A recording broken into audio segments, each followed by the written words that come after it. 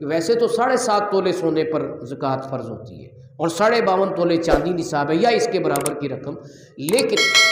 جو کم نصاب ہوتا ہے وہ اختیار کیا جائے گا، وہ 52.5 تولے چاندی کم نصاب ہے اور یہ اس کے برابر کی رقم ہے، اور یہ بھی ویری کرتی رہتی ہے، گھٹتی بڑھتی رہتی ہے۔ تو جب آپ نے زکوٰۃ دینی ہے، اور ہر بندے کا سال جو ہے، یہ بھی یاد کر لیں، ہر بندے کا سال اپنا ہے، سمجھے نا؟ لوگ سمجھتے ہیں کہ یہ شعبان اور رمضان میں ہی فرض ہے، اس میں زکوٰۃ ادا کی جا سکتی ہے، ایسا نہیں ہے، بلکہ جب کوئی صاحب نصاب ہوا پہلی مرتبہ تو اس کا سال شروع ہو گیا ہے، اگلا سال جب وہ مہینہ آئے گا، مثال کے طور پہ محرم میں وہ صاحب نصاب ہو گیا، اگلا محرم آئے گا تو اب اس پہ زکوٰۃ ادا کرنا لازم ہو چکا ہے۔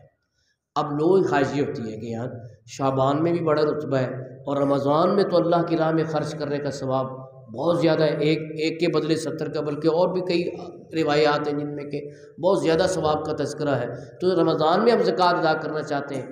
تو گورنمنٹ بھی یکم رمضان کو زکوٰۃ کاٹتی ہے، تو اس وجہ سے تو اس کا حل یہ ہے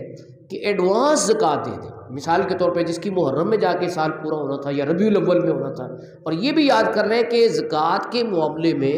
عیسوی سال نہیں مانا جائے گا، بلکہ اس میں ہجری سال مانا جائے گا۔ اب آپ کہیں گے یار سال تو سال ہی ہوتا ہے، چاہے ہجری ہو یا عیسوی ہو، نہیں، 15 دن کا تقریباً فرق ہوتا ہے۔ تو مثال کے طور پہ کسی کا ہجری کے لحاظ سے سال پورا ہو گیا، وہ انگریزی پہ چل رہا ہے، تو 15 دن تو اس کو گناہ ملے گا نا کہ اس نے 15 دن تاخیر کر دی ہے، جو ہجری اور عیسوی سال میں فرق ہے، تو وہ ذہن میں رکھنا چاہیے کہ آپ ہجری سن نوٹ کر کے رکھیں، ہجری تاریخ کو، کہ میں اس تاریخ کو صاحب نصاب ہو گیا۔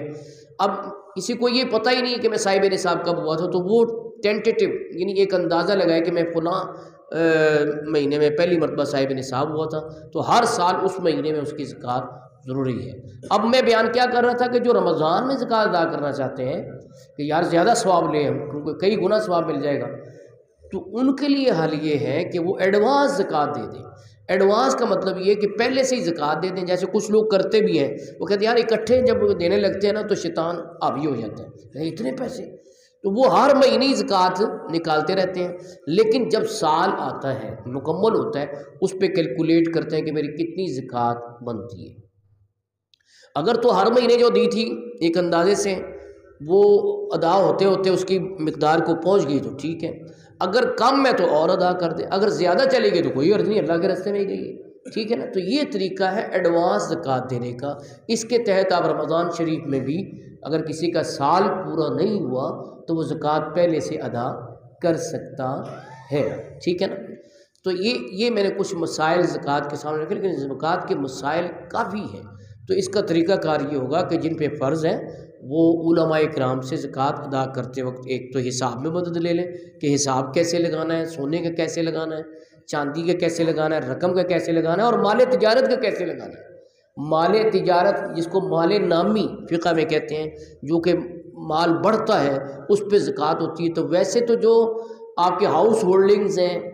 سواری ہے، ان پہ زکوٰۃ نہیں ہوتی، لیکن جو مال تجارت ہوتا ہے، جو بیچنے کے لیے رکھا ہوا مال ہے، جو بھی ہو، جو بیچنے کے رکھا ہوا ہے، دکان میں رکھا ہوا ہے، کہیں بھی رکھا ہوا ہے، تو وہ جو تجارت کا اس کے بھی ٹوٹل جو مالیت ہے، اس مالیت کا حساب کر کے اس پہ 2.5% کے لحاظ سے، یعنی اس میں ایک اور بات بھی میں عرض کر دوں کہ آپ کے یہاں کہیں 40واں حصہ لکھا ہوا ہے کہ آپ کہہ رہے ہیں 2.5%، تو بھائی اگر 100 کے 2.5% نکالیں گے نا تو وہ 40واں حصہ ہی بنے گا۔ 100 کے 40 حصے کریں تو 40واں حصہ کیا ہوگا؟ 2.5% ہوگا۔ تو یہ بیان کرنے کے دو مختلف انداز ہیں، ان میں کوئی بھی کنٹراڈکشن نہیں ہے، تضاد نہیں ہے کہ جی کبھی آپ کہتے ہیں 40واں حصہ دینی ہے، کبھی آپ کہتے ہیں 2.5% دینی ہے۔ تو یہ ایک ہی بات کو بیان کرنے کے دو مختلف انداز ہیں کہ پہلے حصہ ہی بولا کرتے تھے 40واں حصہ، لیکن اب چونکہ پرسنٹیج کا رواج ہے اور کیلکولیٹر پہ پرسنٹیج سے حل نکالنا بھی آسان ہے، اس وجہ سے ہم 2.5% بول دیتے ہیں، لیکن بات دو نہیں ہے، بات کیا ہے؟ یہ ایک ہی بات ہے، ٹھیک ہے نا۔ تو اس لیے زکوٰۃ جو کہ ایک اہم فریضہ ہے، اس کی ادائیگی کے لحاظ سے سب لوگوں کو پہلے سے ہی جو ہے چوکنے رہنا چاہیے۔